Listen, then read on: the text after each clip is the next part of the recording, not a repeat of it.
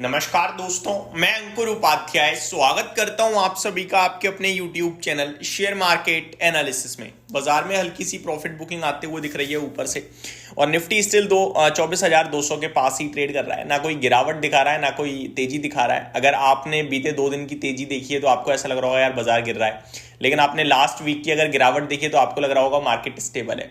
Actually में market stable होने की कोशिश कर रहा है, साइडवे होने की कोशिश करेगा। एक बड़े फॉल के बाद एक बाउंस बैक आ चुका है। अभी मार्केट कंसोलिडेशन में रहेगा, कुछ समय रेंज को बनाएगा। एंड अभी तक के लिए जो रेंज दिख रही है वो 24,350 की दिख रही है ऊपर में, और नीचे में अभी तक कोई रेंज ऐसी मिली नहीं है कि हम सपोर्ट के रूप में उसे देख सकें। अब बढ़ते हैं आगे। मिड कैप और स्मॉल कैप इस बीच में आउट परफॉर्म कर रहे हैं, जहां पे मिड कैप 0.5% से ज्यादा ऊपर है और स्मॉल कैप 0.61% ऊपर है। लेकिन आज लाइमलाइट में है तो केवल और केवल एक ही शेयर, वो है वोडाफोन आइडिया। 16% की शानदार तेजी है। वॉल्यूम्स पे नजर डालिए जरा एक बार। 95 करोड़ शेयर्स ऑलरेडी ट्रेड कर चुके हैं, और पूरे दिन का एवरेज वॉल्यूम 30 डेज का देखूं तो 45 करोड़ शेयर्स का है। 5 दिन का देखूं तो 58 करोड़ शेयर्स का है, और कल की बात करूं तो 88 करोड़ शेयर्स ट्रेड हुए थे। तो जितना पूरे दिन में ट्रेड करता है उतना शुरुआती 2 घंटे में ही इसमें ट्रेड हो चुका है ऑलरेडी।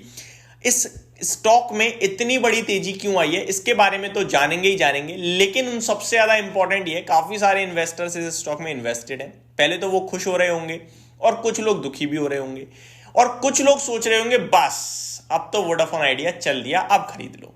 तो एक एक करके तीनों चीजों को डिस्कस करता हूं। सबसे पहले मैं आपको बताना चाहता हूं वोडाफोन आइडिया क्यों भागा है। एक्चुअली में पूरे टेलीकॉम स्पेस के लिए बड़ी पॉजिटिव और बड़ी राहत की खबर आई आज, जहां पे कैबिनेट ने 2022 से पहले के स्पेक्ट्रम पे जो बैंक की गारंटी थी उसको खत्म कर दिया है। अब वोडाफोन आइडिया के पास तो पैसा रहता नहीं है, कर्ज में डूबी रहती है। तो वोडाफोन आइडिया ही एक ऐसी कंपनी थी जिसको सबसे ज्यादा स्पेक्ट्रम पे करना था। तो सबसे ज्यादा फायदा किसे हुआ? वोडाफोन आइडिया को।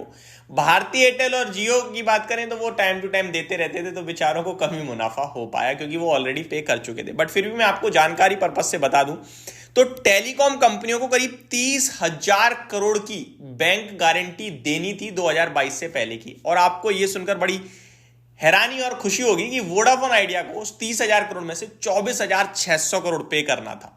यानी ऑलमोस्ट सारा का सारा वोडाफोन आइडिया को ही पे करना था, क्योंकि बाकी की जो 2 टेलीकॉम बड़ी कंपनियां हैं वो पेमेंट टाइम टू टाइम करती रहती हैं, फालतू में नहीं होल्ड करती।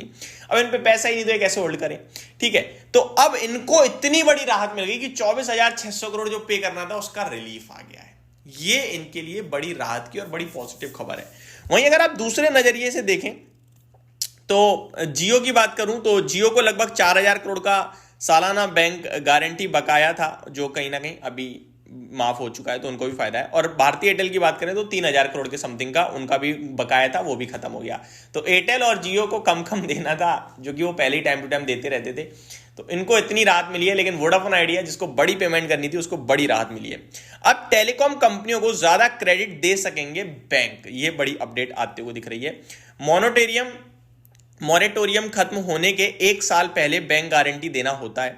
सितंबर 2025 में एजीआर बकाये का मॉरेटोरियम खत्म होना है। 2012, 14, 15 में स्पेक्ट्रम के लिए बैंक गारंटी खत्म कर दी गई है। इनफैक्ट 16 और 21 की भी खत्म हो गई है, और 22 की भी। 22 से पहले की अब कोई स्पेक्ट्रम गारंटी नहीं देनी है, बैंक गारंटी नहीं देनी है, जिसका सबसे बड़ा फायदा वोडाफोन आइडिया को होता हुआ दिख रहा है। यानी कि आप कह सकते हो एक ऐसा पैसा जो वोडाफोन आइडिया को देना था, जो नहीं देना पड़ेगा, और वो पैसा बहुत बड़ा है भाई साहब, 24,600 करोड़। और इसी की खुशी में आज शेयर का प्राइस भागता हुआ दिख रहा है। ये तो हो गई खबर। अब आते हैं आगे।